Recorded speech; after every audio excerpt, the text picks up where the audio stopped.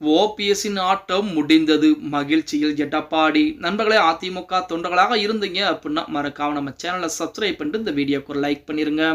அனைத்திந்திய அண்ணா திராவிட முன்னேற்ற கழகத்தை அழிக்க நினைத்தால் அழிந்து போவார்கள் அப்படிங்கிறதுக்கு உதாரணமாக நிறைய நபர்கள் இருக்கிறாங்க. அதாவது அதிமுகவில் இருந்து வெளியேற்றப்பட்ட நபர்கள் இதுவரைக்கும் அதிமுகவிற்குள்ளே வர துடித்துக் கொண்டு ஏகப்பட்ட வேலைப்பாடுகளையும் பார்த்து கொண்டுதான் இருக்கிறாங்க. இருந்த போதிலுமே அவர்களால் அதிமுகவிற்குள்ளே வர முடியவில்லை.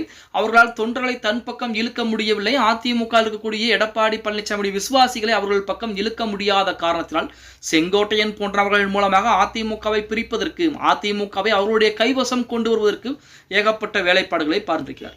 இப்ப சசிகலா அம்மையாரும் டிடி தினகரனும் நீக்கப்பட்டார்கள். அதிமுகவுடைய பொதுக்குழு உறுப்பினர்கள் மூலமாகத்தான் நீக்கப்பட்டார்கள். அப்படி நீக்கப்பட்டதிலே நமது ஓபிஎஸ்க்கு மிகப்பெரிய பங்கு என்பது இருக்கிறது அப்படின்னே கூட சொல்லலாம். அப்படி ஓபிஎஸ்க்கு அதுல எந்த ஒரு பங்கும் கிடையாது. சசிகலா அம்மையாரை நீக்கியதில் ஓபிஎஸ்க்கு சுத்தமாக துளியும் கூட உள்நோக்கம் என்பது கிடையாது. அப்படின்னால் ஏன் இத்தனை ஆண்டுகளாக சசிகலா அம்மையார் ஓபிஎஸ் தனிப்பட்ட முறையிலே சந்திப்பு நடத்தி இருக்கிறார்கள்? வெளி உலகிலே வெளிப்படையாக பார்க்கக்கூடிய அந்த இடத்திலே ஓபிஎஸ் அதிமுக காரர் தான் அப்படிங்கிற ஒரு வார்த்தையை மட்டும்தான் சசிகலா.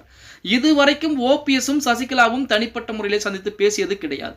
அதனால் அவர்கள் இதற்கெல்லாம் என்ன காரணம்? இதற்கெல்லாம் மையப்புள்ளி சசிகலா அம்மையார் டிடிஆர் வெளியேற்றப்பட்டதற்கு மையப்புள்ளி தர்மயுத்தம் என்பதுதான் நம்ம அனைவருக்குமே தெரியும். அது மட்டுமல்லாமல் அதிமுக அலுவலகத்தது அதிமுகவை இரண்டாக பிரிக்க நினைத்தது. அதே போல பார்த்தீங்கன்னா 2021 அதிமுக தோல்வியை தழுவியது.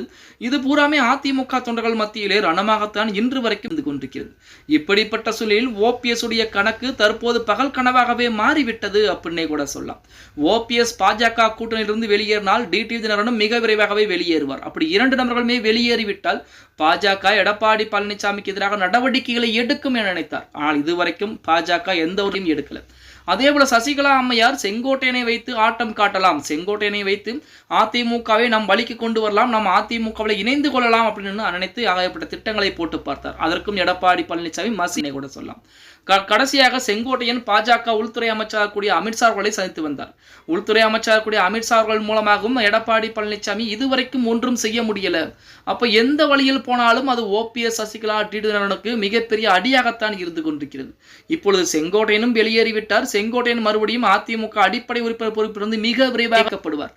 அதாவது உடனே நீக்கப்பட்டால் மிகப்பெரிய பிரச்சனை என்பது வரும். அதன் காரணமாக இனி வரக்கூடிய நாட்களிலே அடிப்படை உறுப்பினர் பொறுப்பிலிருந்து செங்கோட்டையன் நீக்கப்படுவார் அப்படிங்கிற செய்திகள் கூட வெளியாகிருக்கிறது. ஓபிஎஸ் உடைய அணியிலே செங்கோட்டையன் இணைய போகிறார். அதாவது அதிமுகவை பொறுத்த வரைக்கும் ஓபிஎஸ் டிடி தினகரன் இந்த மூன்று நபர்களும் எடப்பாடி பழனிசாமி இருக்கக்கூடிய காலம் வரைக்கும் அதிமுகவுக்குள்ளே வருவதற்கு வாய்ப்புகள் என்பது குறைவாகத்தான் இருக்கிறது. நமது ஓபிஎஸ் எத்தனையோ சட்ட போராட்டங்களை தொடர்ந்து பார்த்தார், எத்தனையோ முறை போராட்டங்களையும் வைத்து பார்த்தார். இருந்த போதிலுமே வெற்றி என்பது எடப்பாடி பழனிசாமிக்கு மட்டும்தான் கிடைத்திருக்கிறது. ஏன் அப்படின்னா எடப்பாடி பழனிசாமியின் பின்னால் தொண்டர்கள் இருக்கிறார்கள் அப்படின்னே கூட சொல்லலாம். ஓகே கைஸ், வீடியோ பிடிச்சிருந்தா மறக்காம லைக் பண்ணிருங்க. அப்படி இந்த வீடியோ ஃப்ரெண்ட்ஸ் அண்ட் ஃபேமிலிக்கும் ஒரு ஷேர் பண்ண மறந்துடாதீங்க.